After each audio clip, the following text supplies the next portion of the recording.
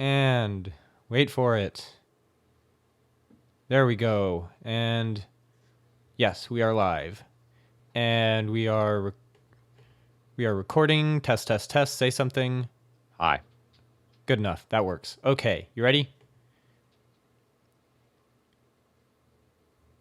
Yeah, sure. Okay, let's do this then. Where'd the notes go? There's the notes. Where'd the soundboard go? There it is. All right. Okay, I believe that's everything. So let's do this thing in 3, 2, 1. This is Life is Leet episode 30 for Saturday, February 21, 2015. We're back! We're live.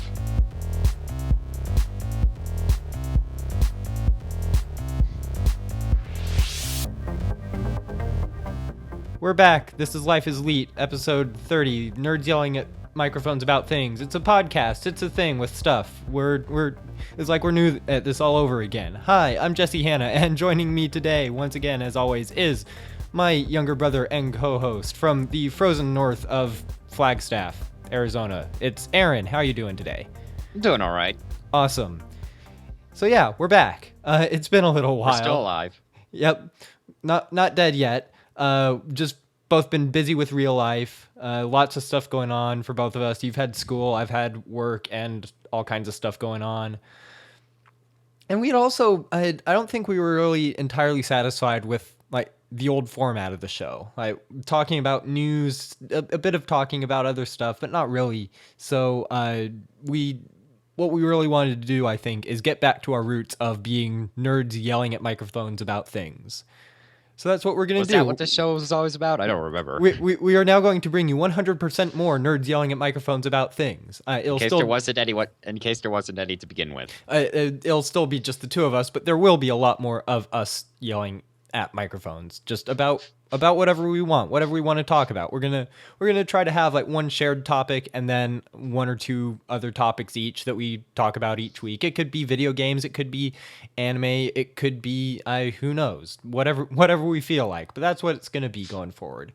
We're not really gonna cover very much by way of video game or anime news or anything like that. We might every once in a while if it's something that is relevant to whatever we happen to be into at the time. But if you do want to get more by way of current video game news, I highly recommend Scott Johnson's and not really new anymore. He's been doing it for a couple months now, but he now has a twice weekly video game podcast called Boop, B-O-O-P. So go look for that. Frogpants.com is where you can find that. And if you want anime news, I always recommend the Crunchyroll blog. That's always a great source to go to for that. That being, in other words, you want news, go look for it. Yeah. If you want news, you can know where to find it. That's just where we would recommend checking out if you want our recommendation. So there you go. Let's get into it. The biggest thing I think that's really happened since we last recorded regularly is the launch of World of Warcraft Warlords of Draenor. Or do I mean World of Warcraft Warlords of Garrisons? Or do I mean World of Warcraft Wargarrisons of Garrisons? Or Garrisons. Just Garrisons. Did I mention Garrisons? Also, there's Garrisons everywhere. Very much. The Garrison feature in Warlords of Draenor. Like when they announced it first, it's like, oh cool, we're getting player housing. And then they told us more about it, and we went, oh crap, they're not giving us player housing, they're giving us player towns. And they've delivered. Yep, Holy cow, have they delivered. I've spent more time in my garrison. I've got my rogue up to level 100. I've got my Alliance DK, who I used my boost to 90 on.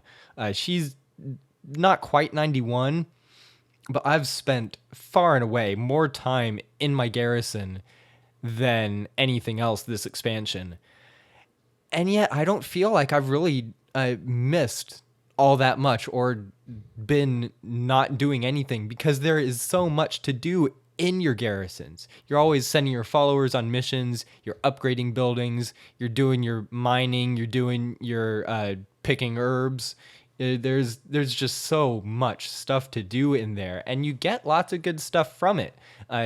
Running having your followers run missions can get you gold. It can get you garrison resources that you use to build stuff or to send your followers on more missions. It can even get you gear. You can get all the way up to LFR quality gear from just doing practically nothing but garrisons. Heck, I got about 2 levels, I think from like 94 to 96 on my rogue was almost nothing but garrisons. Yeah, some of the follower missions can give your character experience points too. There's just so much to do in your garrisons, and they, holy cow, have they made something awesome with those. Everywhere. Word is that they're still evaluating whether or not to make garrisons a continuing thing from expansion to expansion going forward. I wouldn't mind that. I think it'd be a mistake for them not to, really. Maybe make the like account-wide progress instead of just like exclusive to each character. Yeah, maybe. Although it is kind of nice, or at least I can see it being kind of nice, being able to have different sets of buildings across each of your characters. Like you have different professions for each of your characters. I can see how it'd be useful to have the different sets of buildings to be able to get those benefits from them to send to your other alts. So, but yeah, I guess some account bound progression would be nice. But just generally speaking, I think they've really done something awesome. I think it would certainly make it a lot more alt-friendly. Yeah, it's not the dailies grind that Pandaria was as far as leveling alts, but it is a little bit grindy. That is true. But Warlords is definitely a more alt-friendly expansion than Pandaria was, and part of that I think is due to the quest story progression just being so dang good in this expansion. That's like something building that outposts in places. Yeah, you can't really feel say like you're doing things. Yeah, you can't really say that the quest progression was bad necessarily in other expansions. It's so much better here compared to other WoW expansions. Yeah, but compared to like other games, their WoW has pretty much always been at or near the top of the line when it comes to making you feel involved in the story. That's one big problem that Elder Scrolls Online had, was you play an Elder Scrolls game to feel like you are the center of the universe, you are the savior of everything. And then in Elder Scrolls Online, you just feel like one of however many hundreds of thousands of people thrown into a world. Well, that's the thing of MMOs is that's the trick of MMOs, I would say, is making the individual player feel important. And WoW's always done pretty good with that.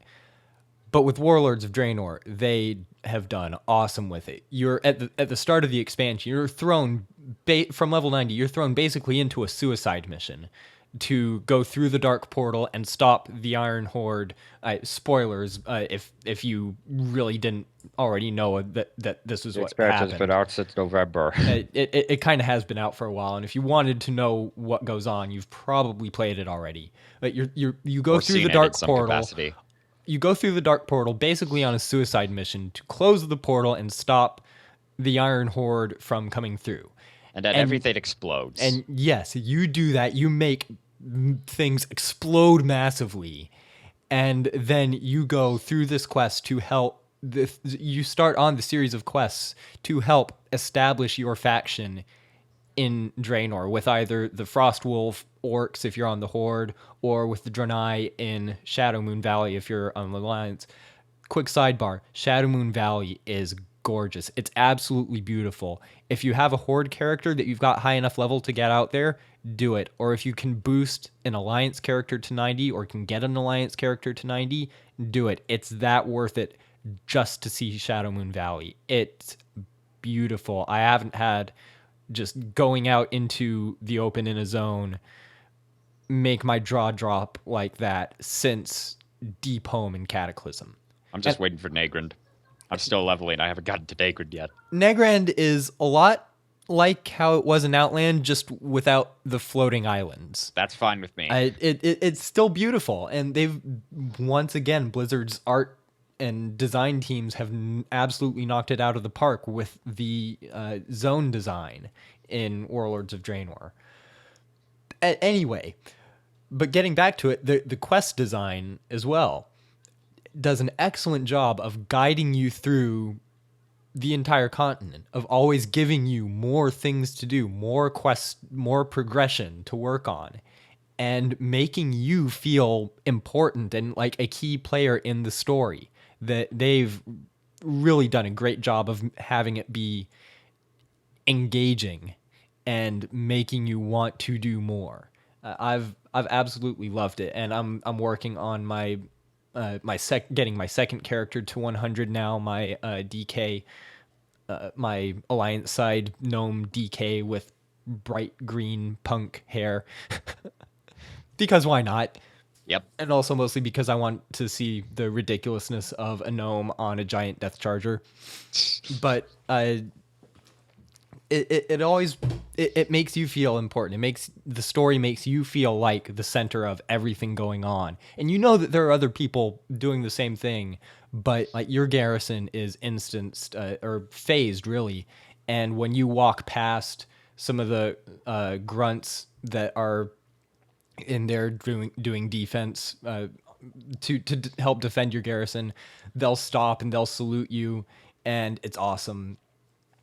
And that's how they do that, is lots and lots of phasing. Yes, there is some black magic going on server side with garrisons as well to make it feel as seamless as it does. It's not like going into an instance. You just walk right up to your garrison and boom, it's your garrison, and you can invite other people to your garrison by having them join your party, and whoever the party leader is, that's whose garrison you're in. Stuff like that. It's awesome. I could go on for hours about it. I'm not going to here. Well, I guess I could because it's our podcast, but we've got a lot of other stuff that we want to talk about. But yeah, garrisons are awesome.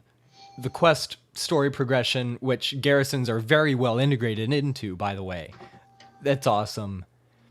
And the music in this expansion is phenomenal.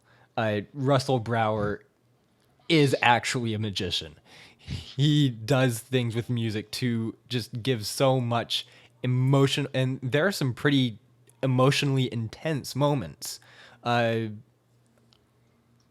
torn on whether or not I want to talk about them because some of the things later in the story might still be spoilers for some people, and I don't want to spoil them. Play the game.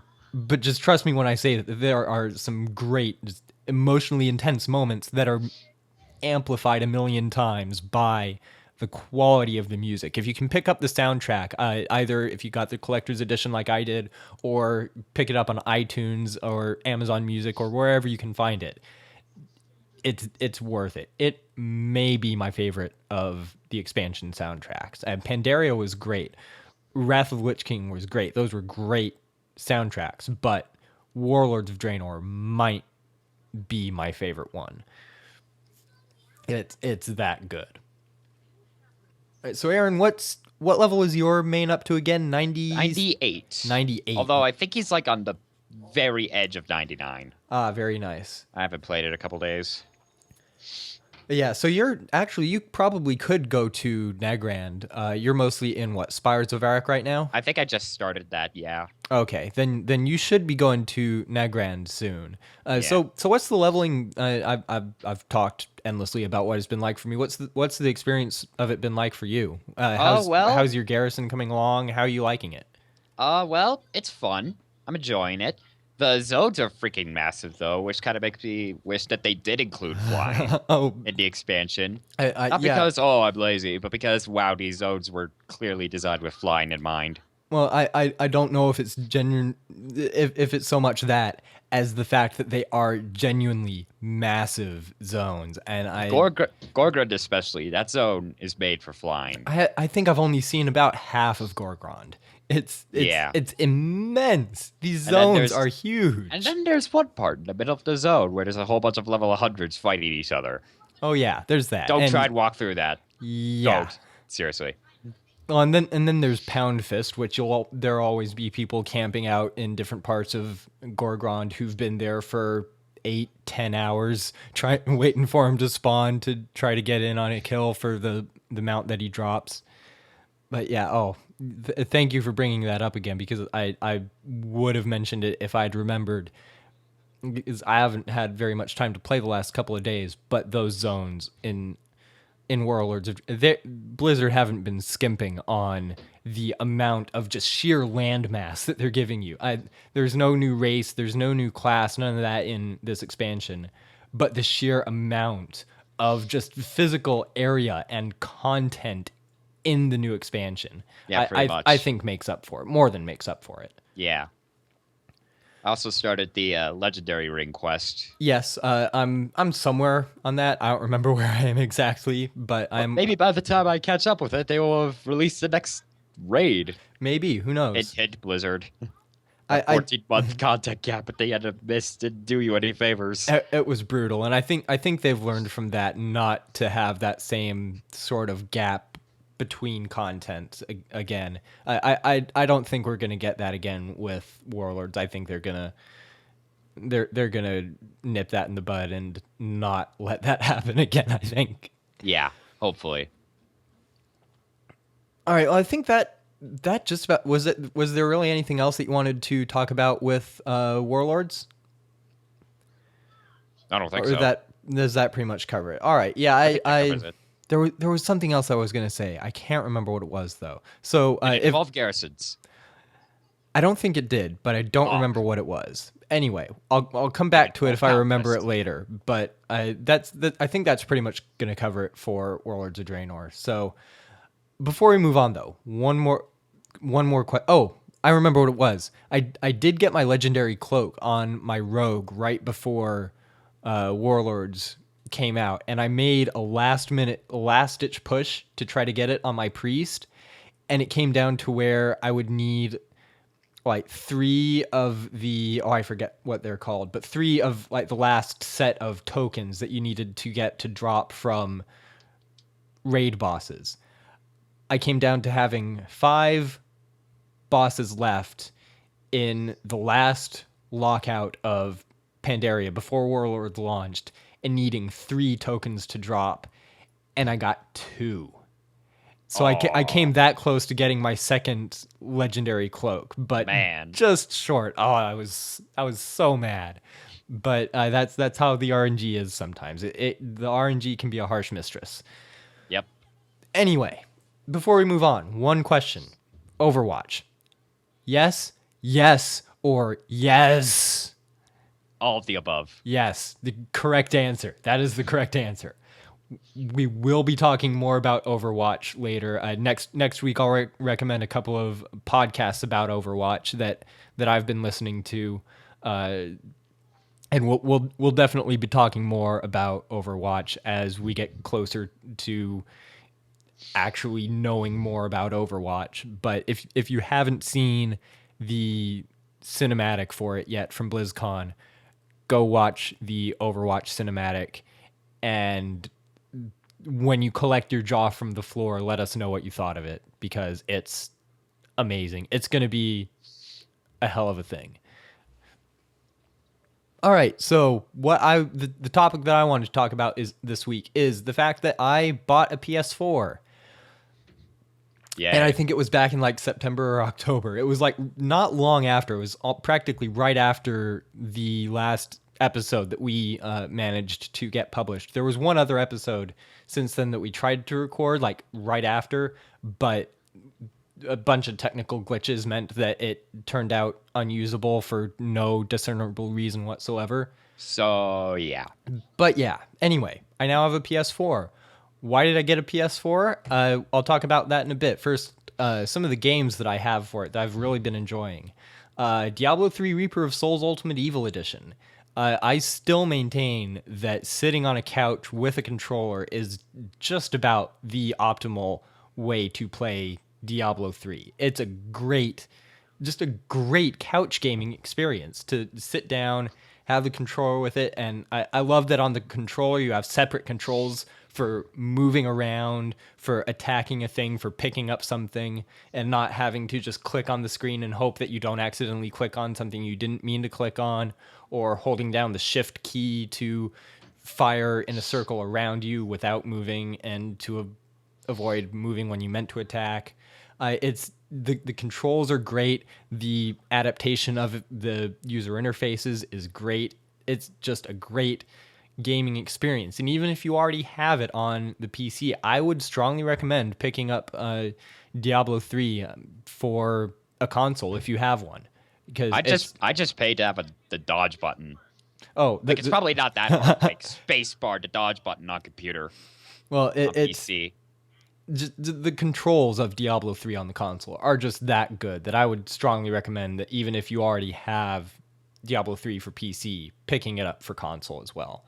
Do characters sync between the PC version and console versions? They do not, and that's disappointing because I've still got like my high level. Is he 70 yet? I don't even remember if he's 70 yet, but I've got my Demon Hunter that I've spent most of my time in the game on the PC, and characters can't be brought from PC to console or vice versa. If you had the original version of Diablo 3 on PS3 or Xbox 360, you can port that to any other version of Reaper of Souls for console. So I ported my my monk that I had on PS3 to Reaper of Souls on my PS4. But anyway, that Diablo 3 on the PS4 is just as great an experience as it was on the PS3. I highly recommend it. Middle-earth: Shadow of Mordor is I've streamed it a few times on my Twitch channel, and basically all it comes down to is slaughter Uruk-hai every day. You get in, it's basically Assassin's Creed in Middle-earth, except instead of sneaking through crowds looking for specific targets to kill, you're sneaking through hordes of Uruk-hai, and every once in a while backstabbing one, and every once in a while just busting out your sword and slaughtering them wholesale. It's ridiculous. It's violent and gory, so don't play it with little kids in the room. But do play it. Man, is it just cathartic sometimes to get in there and just go to town. The story's not a whole lot to speak of. It's meh. Illidan Stormrage is Gollum. So there's that. Or the voice actor who played Illidan Stormrage, I should say, Liam O'Brien, is Gollum. So there's that. And the first time that I encountered Gollum in the game, I could have sworn it was Andy Serkis, who obviously played him in the Lord of the Rings and the Hobbit movies. But really all you need from it, what you should go into it expecting to get the most out of it, is just slaughtering tons of orcs. And if that's all you want from a game, then hey, you will not be disappointed by Shadow of Mordor. Just know that if you're gonna try and play it on a computer, you have to have at least a somewhat good computer. Because I tried playing it on my computer, got lots of frame drops to sub 20 frames per second. Yeah, it is pretty taxing. I'd say the best experience. It was painful to play. I couldn't do it. Yeah. I wanted to play it, but my computer was just like, no. The best experience for it is definitely on a newer, higher end PC or on a next gen console, either Xbox One or PS4. I do also really like the mechanic where, like, the orcs there's like the officer hierarchy of the Uruk-hai, and like if you kill one officer, another orc will come in to take his place, and every once in a while there will be infighting, and one orc will take over another's spot, or you can mind control some of the Uruk-hai and get your cronies into the officer structure. And if one of them, and if an orc kills you, he can get promoted to being an officer. And when you go find him again and fight him, he'll remember you and he'll taunt you. It's pretty fun. But yeah, it's all around. It's a pretty taxing game on your computer if you're playing it on PC. So I would recommend it if you do have a high enough PC to meet at least the minimum. Well, no, not the minimum. I'd say if you have the recommended requirements, play it on PC. If you don't, then get it on a console, because it's a fun game. I'd say it's worth playing. It's worth checking out, but it is kind of taxing technically. So, but definitely do check out Middle-earth: Shadow of Mordor. Destiny is I actually got my PS4 with the Destiny limited edition bundle. So it's the white PS4, the white DualShock controller, and came with Destiny. And a lot of people have been really disappointed and complaining about how Destiny, it was supposed to be this whole MMO experience. They didn't deliver on that. It's lame. A lot of people have complained about that. But at face value, it's good. At face value, it's a game where you just jump in and you shoot things. And that's fine. For that being what it does, it's pretty good at it. It's mechanically a very sound first-person shooter. And it's got good weapon selection, good customizability, good range of things that you can, gear and armor and things to do in the game. You can either go through the story missions, which is what I've mostly been working on, or you can go into the Crucible, which is PvP. And there are lots of different ways to collect different currencies, different marks, that sort of thing to get gear. And so it's a pretty mechanically sound, or very mechanically sound, really, first person shooter. Don't go into it expecting to ask a whole lot of the story. I mean, it's Bungie, we know that. But seriously, don't. If you're a fan of the story in Halo, which I kind of am, it's all right for what it is. It's a decent story. Then you won't be too disappointed. If you're going into it expecting like a full MMORPG storyline, then it's not quite going to live up to that. But that's really not what it's trying to be. It's people were I think either Bungie misdelivered on the marketing or people misdelivered on what they were expecting of it, but Destiny really isn't an MMO per se. It's a shooter where, yeah, there's kind of a common area that you can go to where you buy all the stuff and things like that. That's sort of the main city, and there are lots of other people in there. But when you go into the zones where the actual missions happen, you're only in there with a few different people. So I guess it's kind of instanced, really, more than being just a larger MMO type experience. And again, that's perfectly fine. You just don't go into it expecting a whole with too great of expectations of what you're going to get from it, besides a mechanically solid first-person shooter. And if you look at it like that, then the other stuff that you get, being in the zones with a few other players, the occasional random events that all of you can get together and take out while you're all in the middle of whatever it is that you happen to be in that zone doing, whatever mission you happen to be working on. Those are nice bonuses if you're not going into it expecting WoW in first-person shooter form, say. Generally speaking, really, it's a first-person shooter Diablo with occasional multiplayer just thrown in together, a few people at a time, with a much worse loot RNG.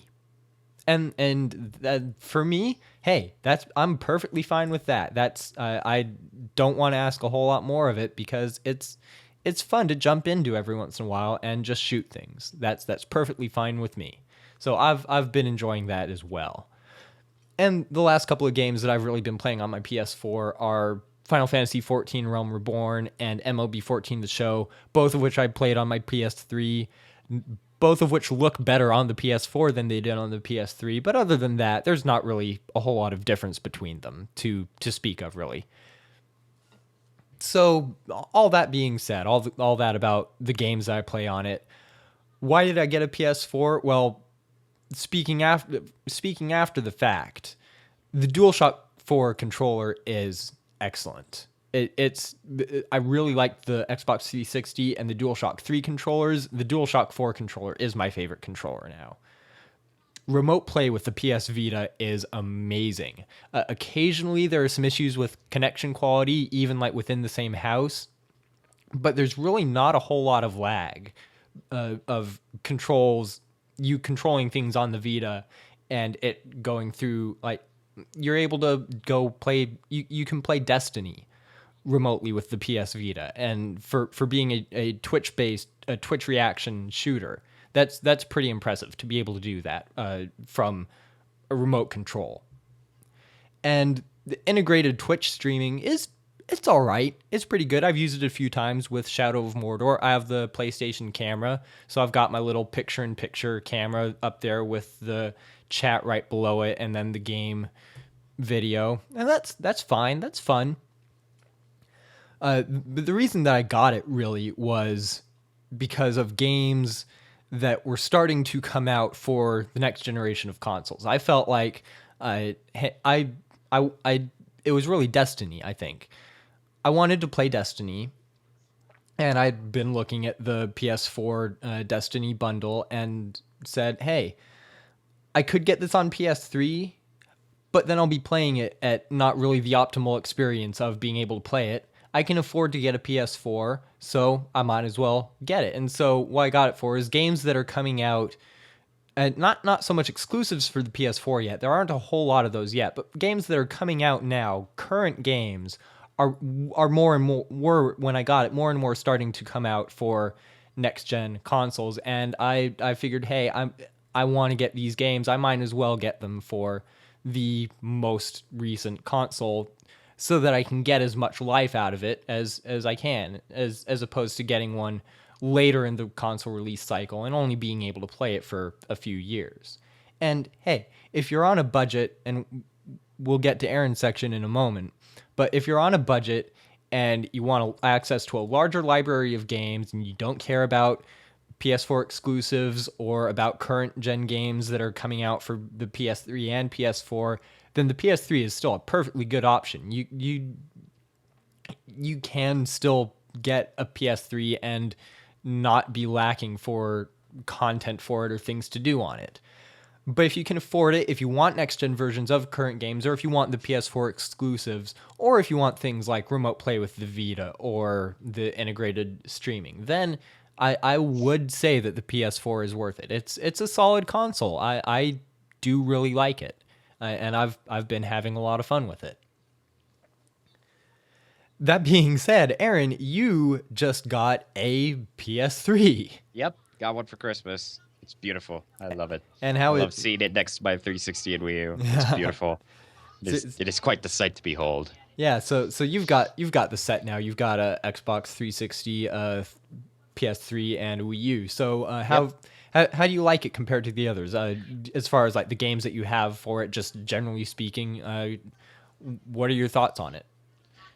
Yeah, it's a pretty good system. The controller is pretty nice. I found it weird at first how springy the triggers were, but I got used to that. Yeah, it takes some getting used to compared to the feel of the 360 triggers. The triggers are kind of mushier, and the layout with the thumbsticks next to each other instead of how the 360 is laid out. It takes a bit of getting used to if that's what you were already used to. But yeah, so do you like it better, worse? What do you think of it compared to the others? I don't know. I like it about the same as the other controllers. Cool. And yeah. And so what games do you have for it right now? What have you been playing the most on it? And I basically have 4 games, and 3 of them are Japanese RPGs. Yeah, and that's basically why I got it, is for all of the RPGs. Let it be said that's why I got my PS3 as well, is for all the JRPGs. Actually, really just Tales and Kingdom Hearts, but well, that aside, those are perfectly fine. Those are great JRPGs. Yeah. And then also maybe for like some well, I don't know. I was about to say something, but I lost track of my brain. Anyway, that being said, so you like your PS3? Yeah, I like it. It's cool. Nice. Yeah, I'm stroking it right now. And so I would, like I said, I would recommend picking up Diablo 3 for it. Even if you can just borrow it at some point from someone, or hey, I could mail you my copy, because Diablo 3 on the PS3 is on console is a lot of fun. You know what? With how my computer is getting to be, that might not be such a bad idea. Yeah, but it's getting up there in age. But yeah, so for games that I would recommend for PS3, Diablo 3. I'd also recommend Ni no Kuni.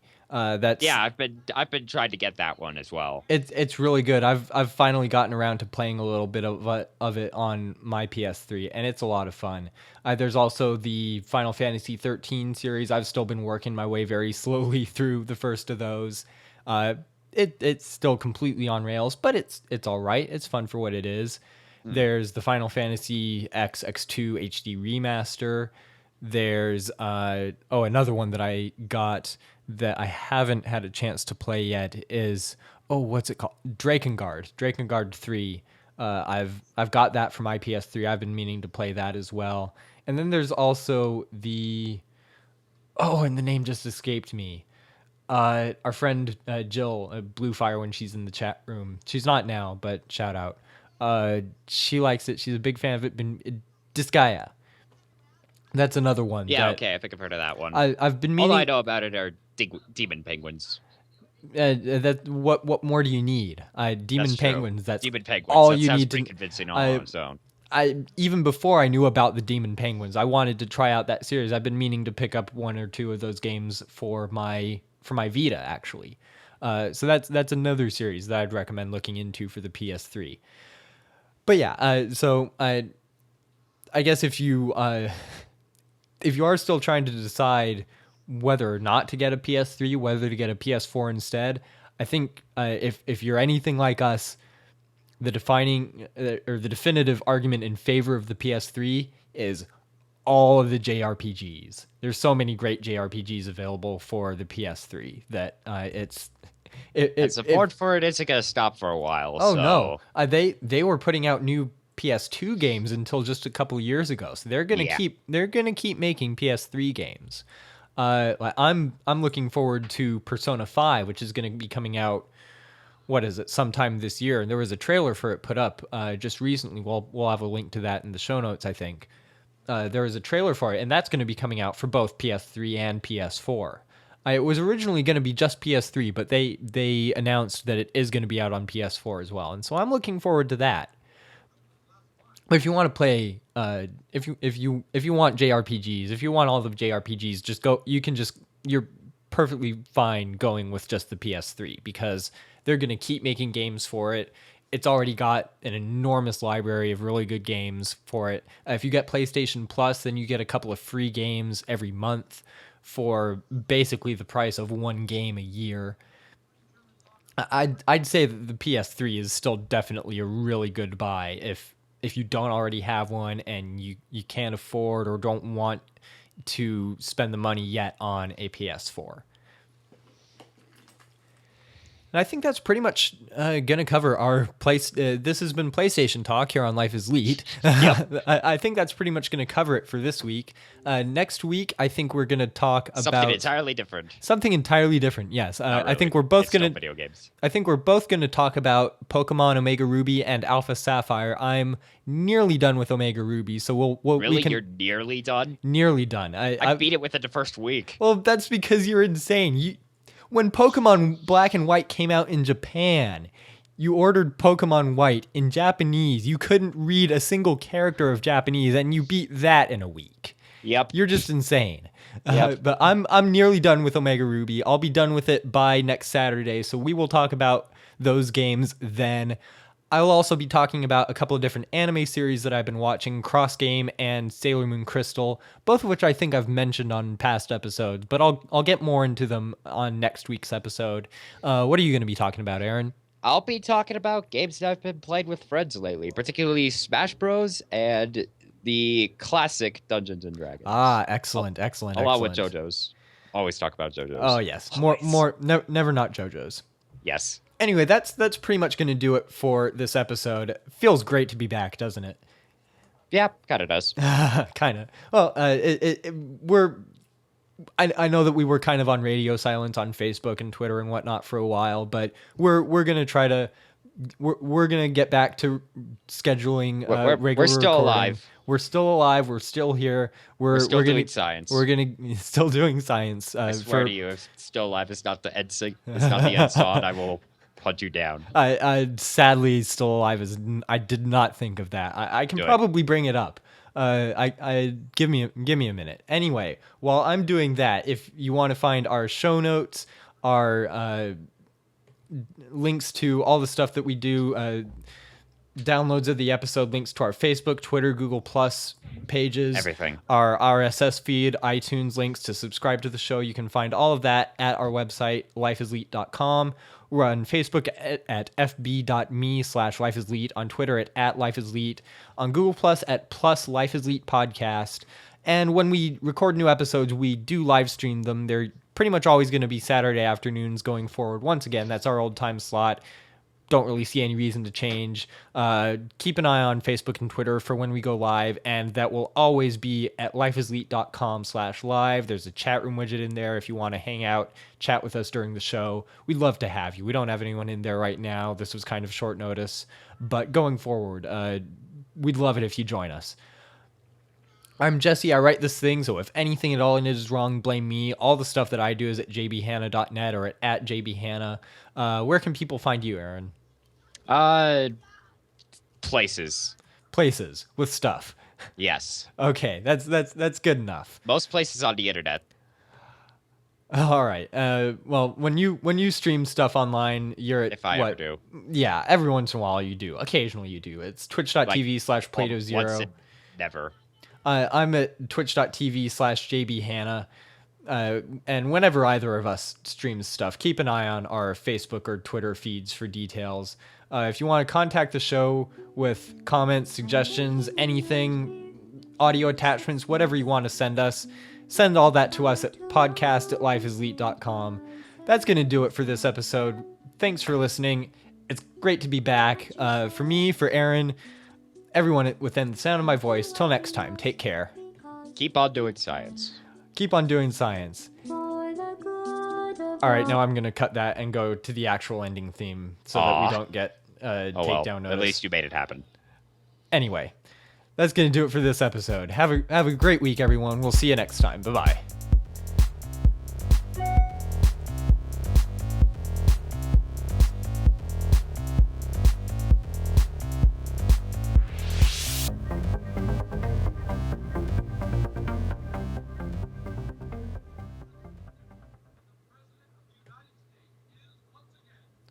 All right, and there we go. That's good enough. Let's stop the recording. That stopped, and stop the YouTube, and that's